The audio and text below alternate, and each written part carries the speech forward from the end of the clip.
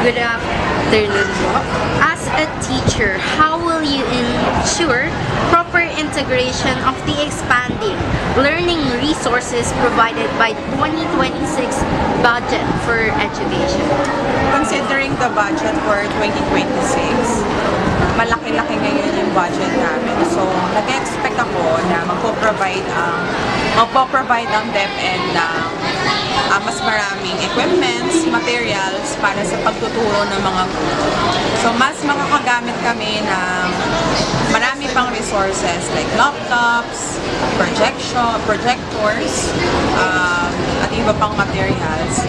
Tapos ngayon dahil digital world na tayo, nag-expect ako na magpo-provide din sila ng mga internet sources sa mga schools. Kailangan natin yan. Kailangan namin yun bilang mga guro.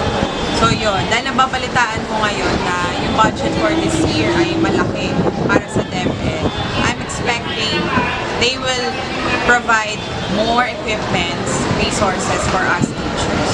So mas magagamit ng mga kabataan, ng mga estudyante namin ngayon, yung mga equipments ay makakasabay kami o makaka-catch up tayo sa digital world. Lalo ngayon dahil ang mundo natin ngayon ay gumagamit na ng AI tools. Thank you po. Good afternoon po. As a teacher, how will you ensure proper integration of the expanding learning resources provided by 2026 budget for education? Considering the budget for 2026, malaki-laki ngayon yung budget namin. So, nag-expect ako na magpo-provide ang DepEd ng mas maraming equipments, materials para sa pagtuturo ng mga guro. So, mas makakagamit kami ng marami pang resources like laptops, projectors, at iba pang materials.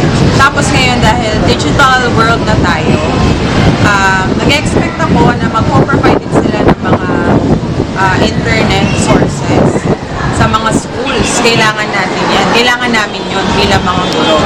So yun, dahil nababalitaan ko ngayon na yung budget for this year ay malaki para sa DepEd, I'm expecting they will provide more equipments, resources for us teachers. So mas magagamit ng mga kabataan, ng mga estudyante namin ngayon, yung mga equipments ay makakasabay kami o makaka-catch up tayo sa digital world.